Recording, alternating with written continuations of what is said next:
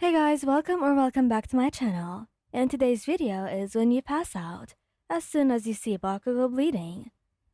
Please don't forget to subscribe and let's get going. You're pacing the living room, phone clutched in your hand, waiting for any news.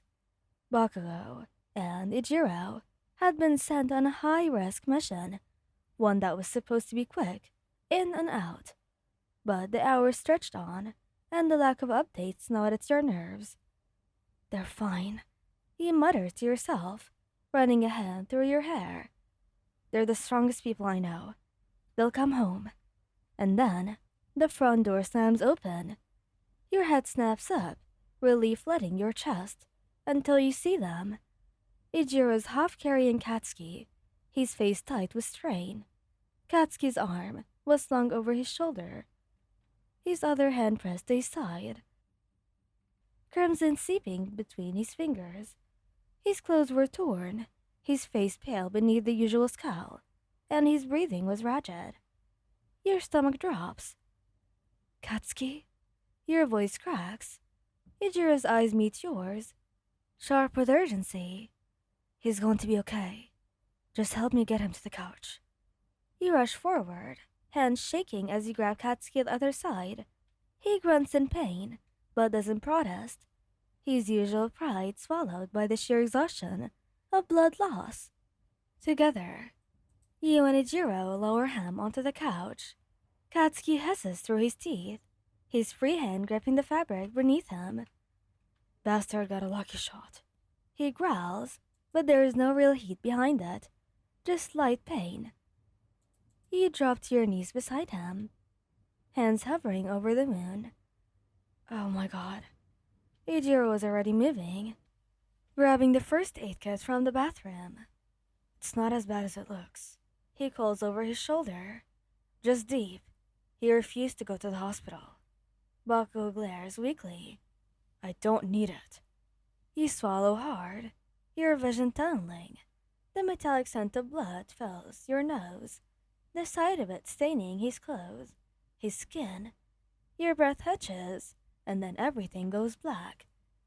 You wake up to the feeling of fingers carding through your hair, and a deep familiar voice murmuring your name. Hey, there you are. Blinking, you find yourself lying on the couch. Your couch in your apartment, with Ijiro crouched beside you, his red eyes soft with worry. Behind him, Katsuki was propped up against the armrest, his expression unreadable. You passed out. Ijiro says gently.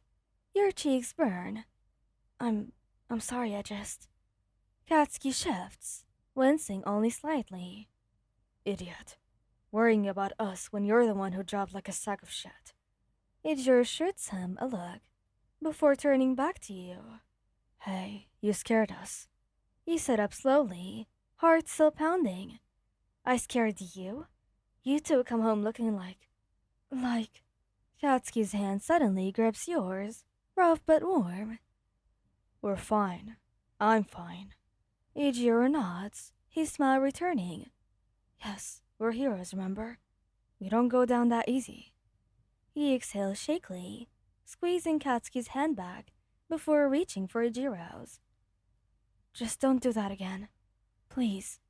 Katsuki rolls his eyes, but there's no real annoyance in it. Yeah. Next time, I'll let some extra stab him instead. Ijiro barks a laugh. Dude. You groan, but the tightness in your chest eases. They're here, they're alive, and they're yours. And as Ijiro pulls you both into a hug, careful of Katsuki's injury, you let yourself believe, just for a moment, that nothing could ever take them from you. The next few days were a blur of forced rest, stubborn arguments, and quiet reassurances. Katsuki, of course, refuses to stay down for long. By the second day, he's already trying to train, only for Ijiro to boldly drag him back to the couch, with a laugh. You're not popping your stitches, man. Not happening. Katsuki snarls, but there is no real bite to it, just frustration. I'm not some damn invalid. He set a bowl of soup in front of him, raising an eyebrow. No, but you are an idiot if you think we're letting you bleed out again. He glares at you, but after a beat, he picks up the spoon. Ijiro grins, ruffling your hair before plopping down beside Katsuki. See?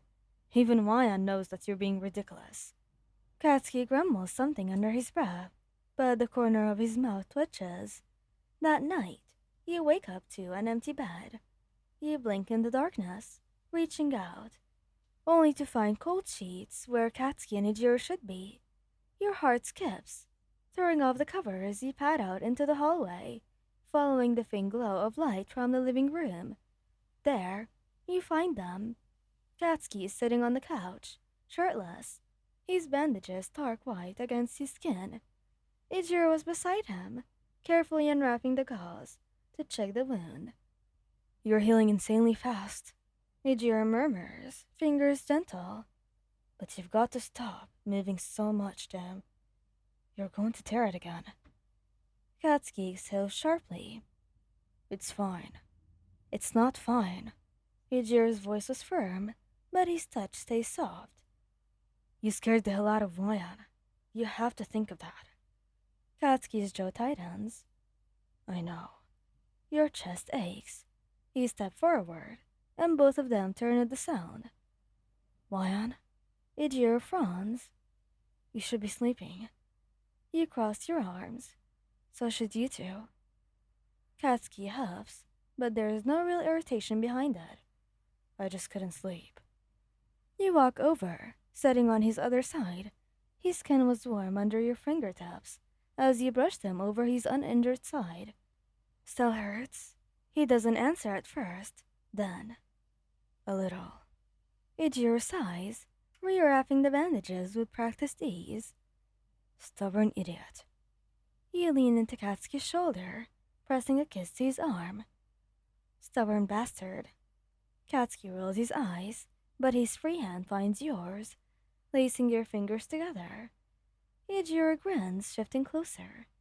Yeah, I guess.